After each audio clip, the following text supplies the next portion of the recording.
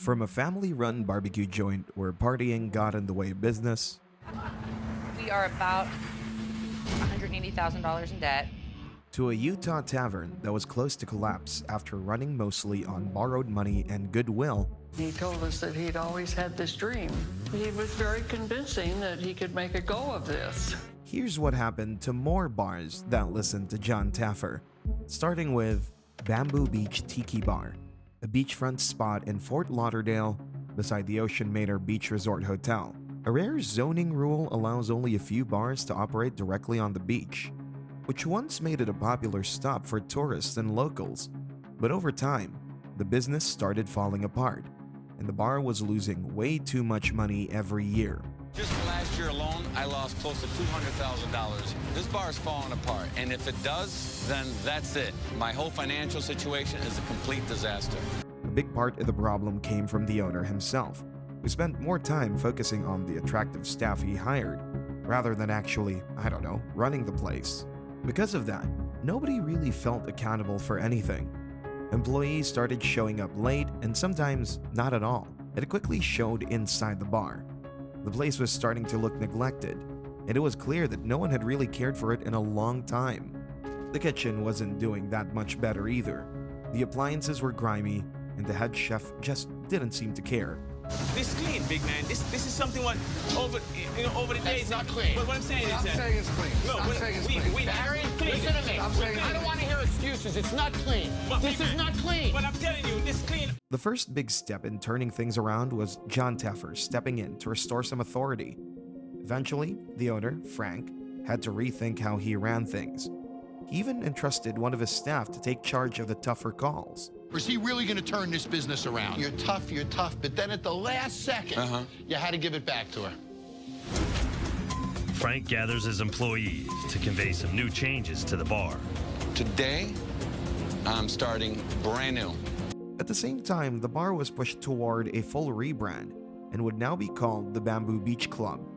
The goal was to move away from its dive bar image and appeal more to local residents and nearby condo owners. The team also went through training for a full-service relaunch, learning how to mix the new cocktails with fresh ingredients and use proper muddling techniques. The building itself was also getting a full upgrade, with a brighter space, new seating, and modern plumbing that actually worked.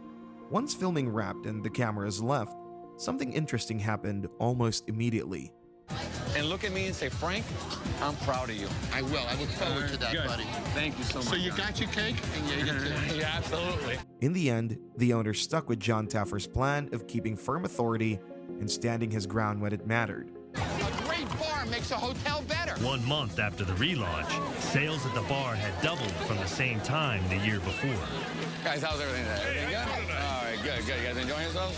We're having a great time. All right, good. We've had a lot more locals come. I've noticed new faces I haven't seen. Today, the bar remains open and successful, more than a decade after the episode was aired, and it continues to earn strong reviews online. Bamboo Beach proved that sticking to Jon's plan can pay off long term.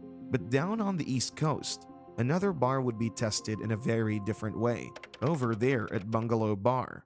When Jon Taffer and construction specialist Sal Farrow got to Rockaway, New York, the first thing they noticed was how much damage had taken over the place, making it clear that this rescue wouldn't be like the usual ones. Right in the center of it all, Bungalow Bar was half wrecked and far from being able to reopen. Watching the hidden camera footage, Jon saw the 5 owners inside the damaged bar, including 2 brothers and one of their friends arguing with each other.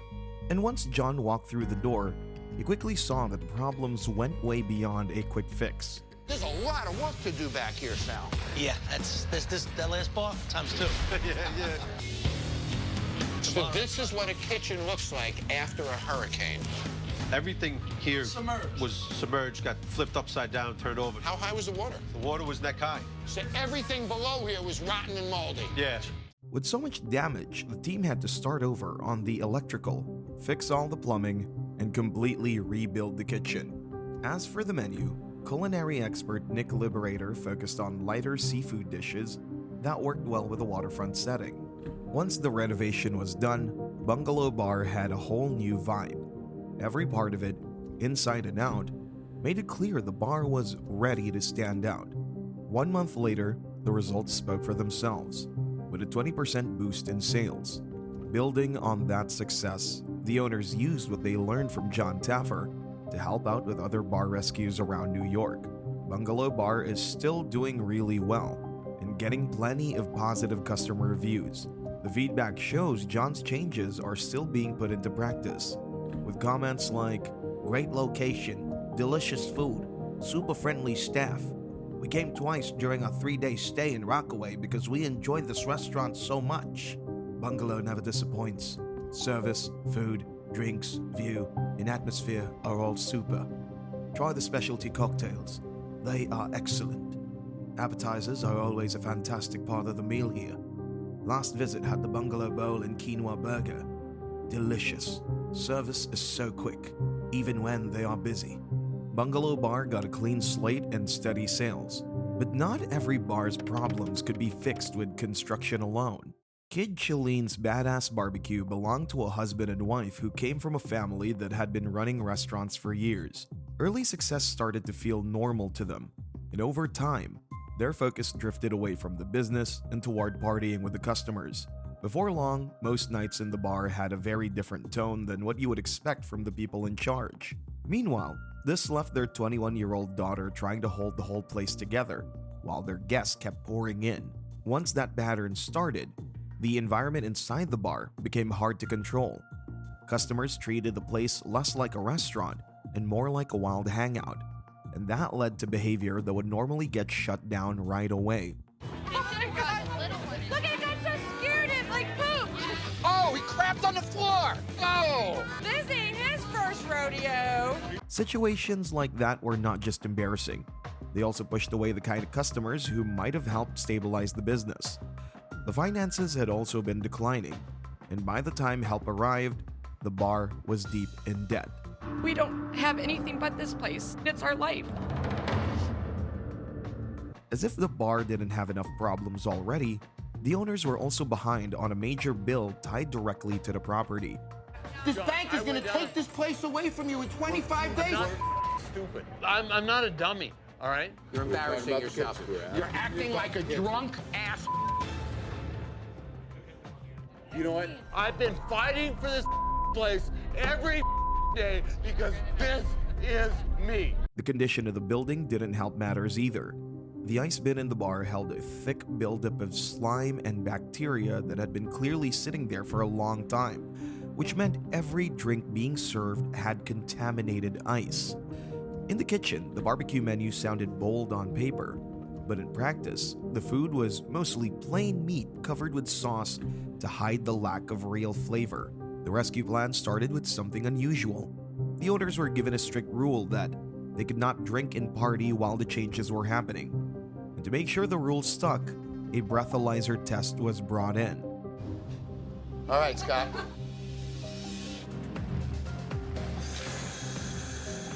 Okay. It was the first time the show had ever used one, and it set the tone right away that the old habits could not continue if this place was going to survive. The identity of the business also changed during the rebuild. The name Kid Chileen's Badass Barbecue was dropped and replaced with Chileen's on 17, which connected the bar to its location along the highway while still keeping the family name. The kitchen was next in line for a major shift. It would change how the whole operation ran. We're gonna do 1.5 ounces black cherry moonshine, lemon juice, 1 ounce of our honey syrup, add ice, strain that over the ice. Nice, beautiful little red color, right? The building itself also received a major update. Inside, the worn, dusty look of the old bar was replaced with a cleaner space that gave the room a warmer, more welcoming feel. Once filming wrapped, the impact showed up in the numbers almost immediately. Within just 2 months of the relaunch, sales had risen by more than 30%. Also, the owners kept the name and stopped drinking, and in the months that followed, sales climbed even higher, reaching an increase of up to 80%. The property gradually expanded beyond a simple roadside restaurant, eventually adding a luxury outdoor wedding and event space known as the Venue at Chileen's. Building on that expansion, The space now hosts well over 100 weddings each year, while the restaurant keeps serving the barbecue and moonshine cocktails from Jon Taffer's rebuild. Chileen's followed Taffer's rules and thrived, but the next bar had to see if the same approach could fix deep-rooted problems. Even though the Royal Oaks was historic, the bar felt outdated and the money side of things wasn't looking good. So this bar is losing $5,000 a month. Inside, you could see how years of use had left the space worn down. As Taffer observed the bar, it didn't take long for Jon to figure out that the real problem was the two brothers running it, Jon and Louis Kennedy.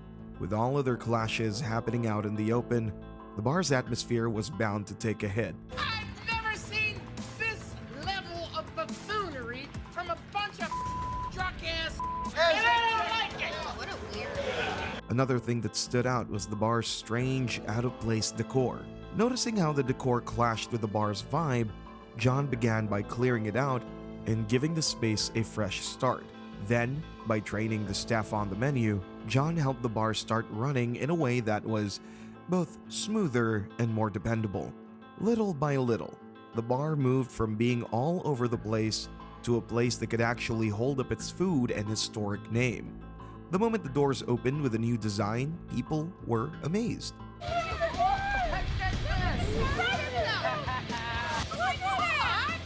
Look at this back room! As soon as people started coming in, it was clear that the bar felt energetic, with customers and staff both enjoying the space. That is the chicken and ribs. It's cleaner, it's nice, but it's still the Oaks. Is this a Youngstown bar? After only 6 weeks, the bar had managed to pull in more than $91,000, showing just how much the changes were paying off. Even today, the bar is thriving with positive reviews online. On top of that, it runs a yearly music festival that brings in more people and helps local causes. Online reviews show that customers love both the changes from the rescue and the updates added later, with people saying, "Just a great place to relax and be with friends. Listen to good music, especially once a month with a live DJ spinning vinyls. Best part is the food and the owners. Outstanding wings and barbecue, second to none. Special sauce, hot or regular. That is not only unique, but will keep you going back for more." The Royal Oaks had its staff and decor straightened out, but the next bar had to rebuild discipline as much as sales. Klicks Bar and Grill was owned by Todd, a former Marine who had just finished his time in service and wanted to try something different. So opening a bar near Fort Bragg felt like a natural step. For a while, the plan worked, since the military crowd filled the place most nights and the business made money without much trouble. But then, things shifted when Todd was deployed overseas again, which left the bar running without the person who had originally set the tone for how things should operate. Without that structure, the staff started treating the job more like a hangout than a workplace. When the owner got back from deployment, he saw that the bar had dropped its old standards, and his pushy, argumentative way of managing just made business worse. He'll walk in the door, and the first thing that he sees that's wrong, he'll jump down your throat on it. Are you done?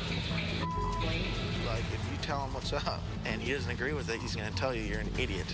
With the bar already in trouble, Jon asked about the monthly losses, and it quickly became clear that things were going downhill. So how much are you losing a month now? $4,000 a month, easy. So you're feeling the pressure? I feel the pressure every day. On top of everything else, the kitchen had slipped into really bad sanitary conditions. We got bugs there, and not only that, this says seasoned flour breader. And I open that up, and I'm seeing that in there. Okay, that's disgusting. Once the pests were dealt with, it was time for the stress test, which quickly showed the owner that he needed to change how he handled things.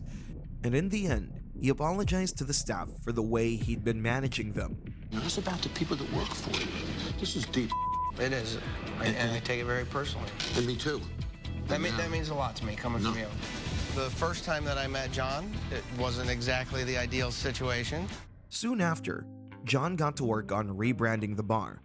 The old Klicks name was swapped for 22 Klicks Bar and Grill, tying in military slang and the bar's spot near the base.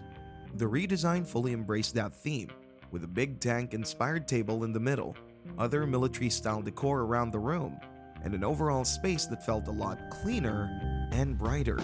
After reopening, the bar saw a big turnaround. Sales shot up 50% in just 1 month, giving Todd room to start paying off what he owed. Sticking with the new military theme, just like Jon suggested, seemed to be working. To see how things were going, Jon sent 3 soldiers to take a look at the bar. The first thing they saw was that it was clean and welcoming, with a mixed crowd, and they were glad to see it wasn't just pulling in young army personnel, but also veterans. There were still a few bumps along the way. Sometime after the episode aired, deputies, agents, and officers raided the bar, and 1 employee was arrested on drug charges. But even with all of that, Todd stayed focused on the business and continued following the structure that had been introduced during the rebuild. Today, the bar still operates under the name 22 Klicks and remains part of the community around the base.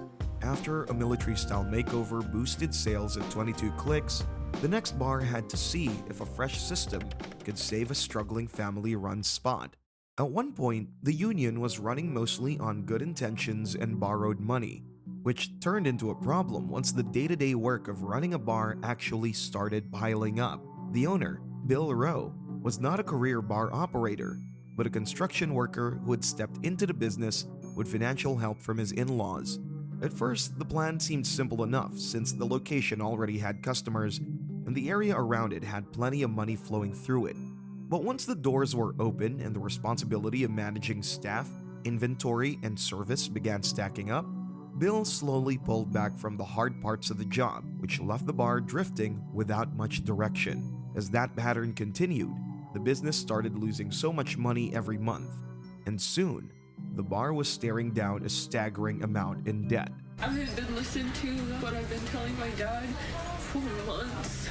Bill is now $500,000 in debt. At the same time, the staff structure made things even harder to fix because many of the employees were friends and family members, including his own daughter. Since everyone knew each other outside of work, the usual workplace standards did not really stick, and the result was a team that played around, mismanaged things, and left everywhere filthy. The problems inside the building were easy to spot once service started. In the kitchen, the food quality had dropped low enough the customers were being served burnt and stringy chicken wings. Meanwhile, the staff kept pouring drinks into the wrong glassware, and regularly, they overpoured liquor. The bigger issue was that the owner didn't fully realize how far things had slipped, and one busy moment at the bar made that pretty clear. What's up, bro? Where's my hug? We good. Good seeing you, brother. Look at this. Look at manager boy. Because the business was close to collapse, the rescue plan focused first on making sure that Bill knew what was at stake and forced him to step up. Do you realize how many months of profitability you have to retire $500,000 in debt? 30, 40 months of profitability. At the same time, the identity of the bar needed a full reset. The old name, the Union, disappeared, and the business was relaunched as the Midway Tavern, which leaned into a carnival and amusement-style theme meant to bring energy into the large open space. In the kitchen, the menu was cleaned up and modernized with items that were easier to prepare consistently, including bison burgers and updated wing recipes designed for sharing around the table. Once the reopening happened, the early numbers gave the owner some breathing room as sales climbed by more than 20% within the first 6 weeks. The bar continued operating through several difficult years, including the COVID-19 pandemic, when state health rules forced businesses to close temporarily. After restrictions were lifted, the doors reopened, and Jon Taffer's rebuild and systems helped keep the place going for quite a while before a recent change took place. The building now operates as the Watershed Pub and Kitchen, with a new design and a broader food program. The space still keeps the tradition of food, drinks, and social events that carried it through the earlier years, while the new version of the bar focuses on functioning as a relaxed local gathering spot within the community. The Midway Bar showed what following Taffer's rules could do, but in the next bar, the challenge was keeping three brothers from derailing everything. Right from the start, it was clear that the real problem at this bar wasn't the building or the menu. It was the three brothers running the show. You are the f***ing to the f***ing making $20,000 a week. Who cares? The bar's doing what a freak show this is. Oh boy. As Jon Taffer's review continued, some key problems started to explain why the business had been slipping. You want to sell the bar, sir? Yes. So you've already given up on your brothers? Well, I would say, yeah. He's given up on you guys. He believes you guys are going to blow it, and he doesn't believe it's going to be different. Because the family disagreements were at the root of many problems, Jon chose to deal with them straight on. I'm going to alleviate the stress, but you got to keep the drinking under control in this bar. I will. This is what I needed. From this point on, I'm going to be a part of this bar to make this place as successful as possible. Once the family tensions were under control, the spotlight turned to the bar's identity, and the result was a total rebrand of what's now known as Jack's Fire Department. To match the new name, the bar's interior was revamped with a firehouse theme, featuring the front of a real fire truck on the wall and axes and fire extinguishers as part of the decor. With the bar's fresh look drawing in crowds, sales spiked, and 6 weeks later, the revenue was over triple what it had been. By keeping Jon's methods and the firehouse concept, the brothers made sure that the bar stayed consistent long after the cameras left. The bar continues to be a well-known hangout in Sunnyside, taking part in local food festivals and community events, and staying active in the neighborhood. On top of that, the bar's success shows that they're still sticking with Taffer's advice, and the reviews online prove it with comments like, "Love the food and service here. Did a surprise birthday party, and it could not have gone better. New specials every weeknight, and they play all the sports games on TV. A great low-key dive bar to have a few drinks and have some comfort food." I like the fact that it was included in one of my favorite shows, Bar Rescue, and I'm seeing how much the bar's doing better after changing from Jack's Ale House to Jack's Fire Department. After a firehouse makeover brought stability to one family-run bar, the next spot had to see if a music-themed hangout could survive a shakeup of its own. Colorado Springs had long been a city where military culture mixes with live music, and for years, one bar sat right in the middle of that overlap. It was called the Triple Nickel Tavern, and early on, it had built a solid reputation as the place where local rock bands played loud sets while crowds packed into the room almost every night. The owner, J.J. Greuter, came from the music business, so running a bar that doubled as a rock venue made sense for him. But then his personal life started changing in a way that slowly pulled him away from the job. Right after the bar opened, my sister died. She had cancer. Then my mom got diagnosed with cancer. She died about a year out later. A couple years after that, my big brother got cancer and he died as well. The weight of those losses hit hard, and instead of treating the bar as a business, he began using it more like a private clubhouse where he and his friends could gather, drink, and let out their frustration. Because JJ had stepped back from proper management, the staff were left dealing with the fallout. JJ often joked harshly with employees, and some interactions crossed the line into physical roughhousing that made the workplace tense. Wait a minute. I don't make the situation easier for him, I know that, but he overreacts. I sometimes want to hit JJ in the face. I think JJ needed that. Maybe a little butt kicking put him in his place. All that behavior drove customers away, and before long, the finances slid into 6 figures of debt. In 2015, JJ hired bar manager Jacob in an attempt to keep Triple Nickel from adding to its $150,000 debt. Once Jon Taffer saw the way the bar was operating, he came in ready to straighten things out. While talking with the owner, JJ said the bar's name was meant to honor his father and his military squadron. Jon used that as an opening to talk some sense into him. Would he be proud of you? Probably not. He'd say, "You pissed away my money that I worked my whole life for? Like this? This is where you're straight.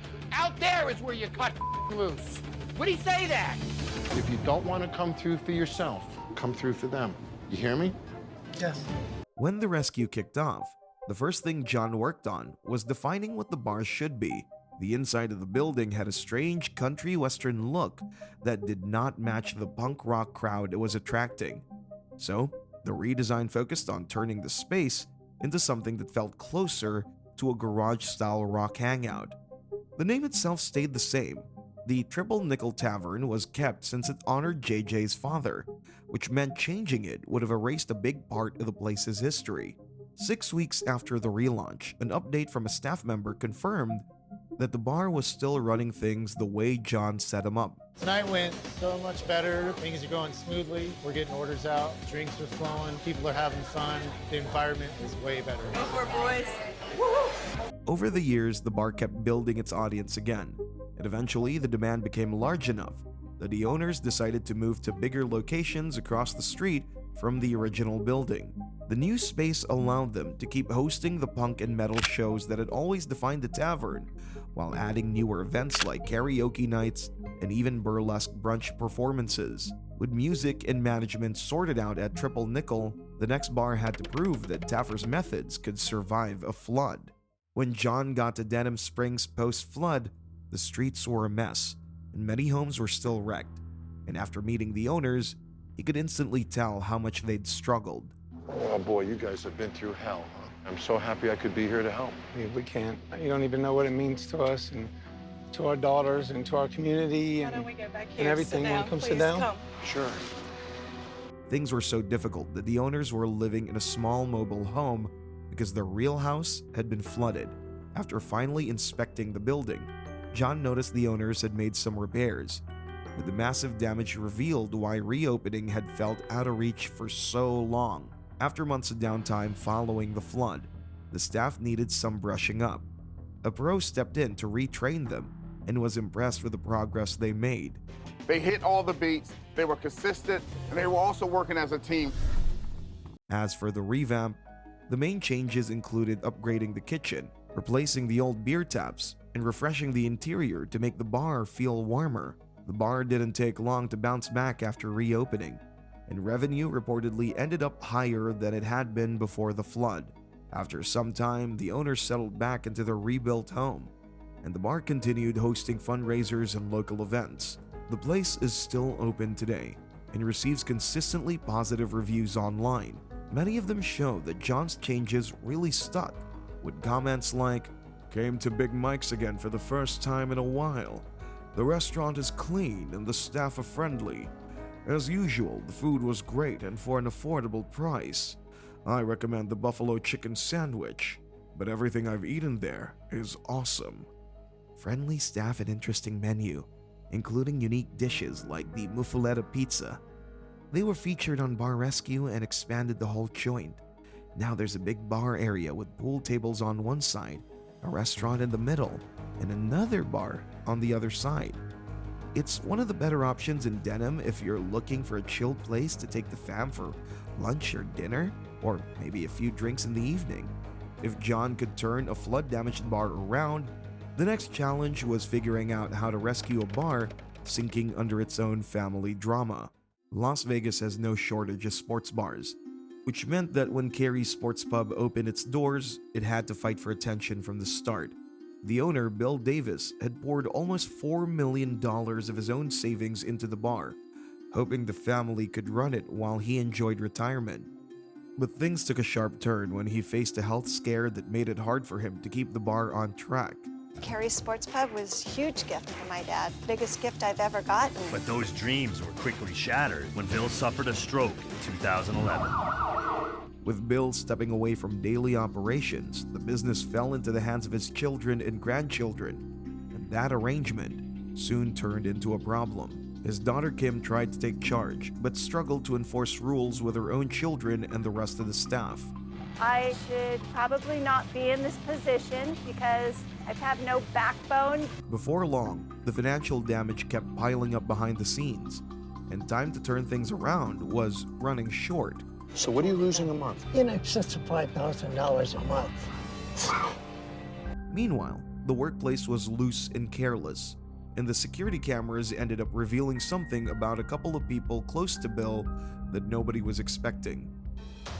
He goes up to the cash register, rings up no sale, puts money in a drawer, takes change out, gives it to the customers, and any money that they put in the drawer that they didn't ring winds up in their pocket.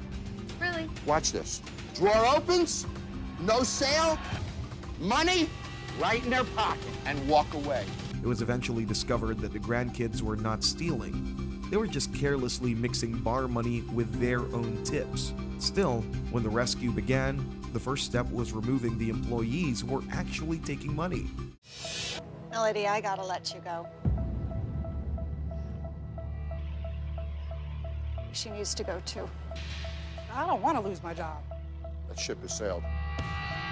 From that point on, the goal was to reshape the bar into something that could stand apart from the countless sports bars in Las Vegas. Instead of trying to compete on the same level as every other place, the bar was rebuilt around a single theme that people could remember. We're gonna build an unbelievable menu and bar concept around what men love, bacon. The failing sports pub was renamed the Bacon Bar, and the entire concept started revolving around that. Inside the building, the design changed as well, with bright red colors and playful bacon-themed decor filling the room. Alongside the new theme came structural changes meant to keep the bar running smoothly. A self-serve beer wall was installed so customers could pour their own drinks, which helped reduce pressure on the bartenders during busy hours while also giving guests something interactive to try. At the same time, Kim began taking Jon's advice and started tightening up how money was handled behind the bar. Okay, guys, I need to tell you about commingling the drawers. Make sure that Justin, you work on your drawer, and Lacey, you work on your drawer, because it makes no accountability. Yes, don't let it happen again. As soon as the cameras left, things started looking up. In the first few months, sales jumped more than 30%, proving the bacon theme was catching people's interest. In the years that followed, the bar kept running smoothly. While other businesses in the area struggled or shut down, the family managed to keep it open and popular. Eventually, the story of the Bacon Bar reached a different kind of ending. After nearly a decade of operating under the bacon-themed concept, Bill decided it was finally time to retire fully and step away from the industry. Soon after the closure, the building changed hands and reopened as Camino Real Mexican Restaurant and Cantina, starting another chapter for the location where Bill had once hoped to build a family business that could last for years.